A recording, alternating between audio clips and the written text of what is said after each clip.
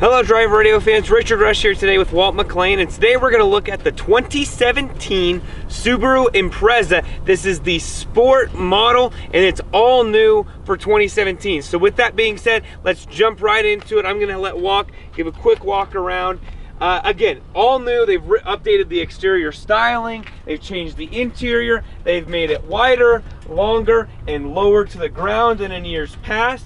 It's got a bigger interior, a slightly more powerful engine. It comes standard with Apple CarPlay and Android Auto. There's also a new set of safety features, including the eyesight, blind spot monitoring, things like that.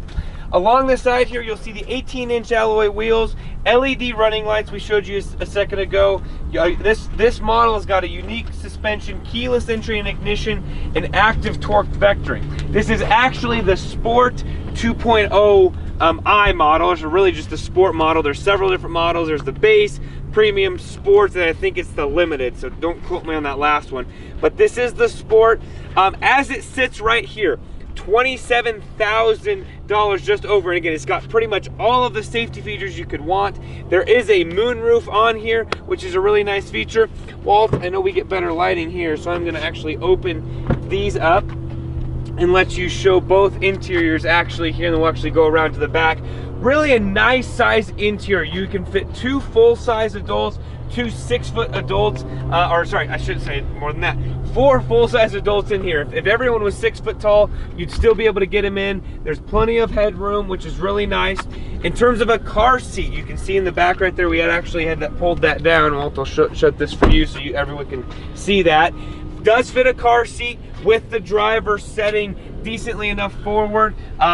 Really actually is really nice in there, so there's not a whole lot of wasted space in the back area, which is really nice. It does have heated seats both for the front passengers. You'll see the 8-inch display, and we don't turn the car on anymore, but if you do see that, it is new for this year, or at least the system I believe is new. Works really well, phenomenally. Nice big buttons, easy to use, easy to navigate. We're gonna come along here to the back. Gonna open this and you can see a lot of room in here. Of course, this is the hatchback model. They do make a sedan, but the hatchback is gonna be much more versatile. You do have a privacy screen here, which is a really nice, oops, sorry, here. I didn't get that locked in, which is a really nice feature. But again, I believe, Walt, there's going to be a little bit of storage underneath here with the spare tire, which again, more than enough room. I don't have the exact specifications for you. I do apologize.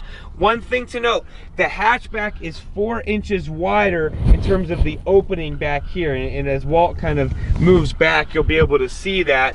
This total opening is 4 inches wider than on years past, so just allows you to get maybe that extra suitcase. I was able to get a golf bag in here, which is really nice. Had to take the driver out and put that in a little bit differently, but you could fit probably 2 or 3 golf bags in there, which again is a really nice feature.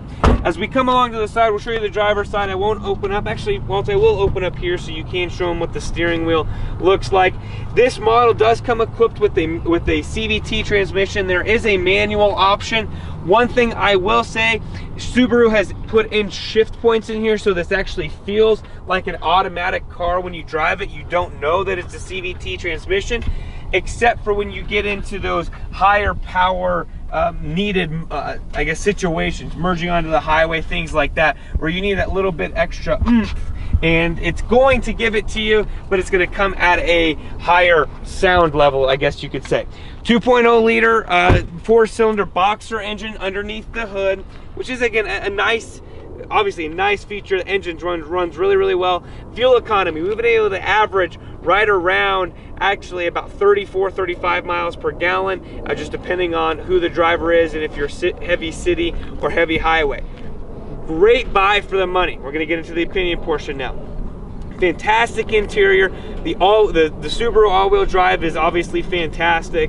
It's going to run for forever. The technology factors in terms of the blind spot monitoring, you've got the object detection, the collision detection, you've got the lane keep assist and that sort of thing on here. Really some nice features with the eyesight camera. Really, Subaru's done a great job at adding value here. The only thing that I would probably change, and this is just me personally, I would love to put the manual in this car rather than the CVT. I just think that that would run really well. But for someone who maybe doesn't know how to drive a manual or doesn't want to fuss with it, the CVT will work just fine for that. So if you're interested in this vehicle, head to your local Subaru dealer, check it out, put your family inside of it, see if it works for you, and when you do that, tell them that John and Richard Rush from Drive Radio sent you.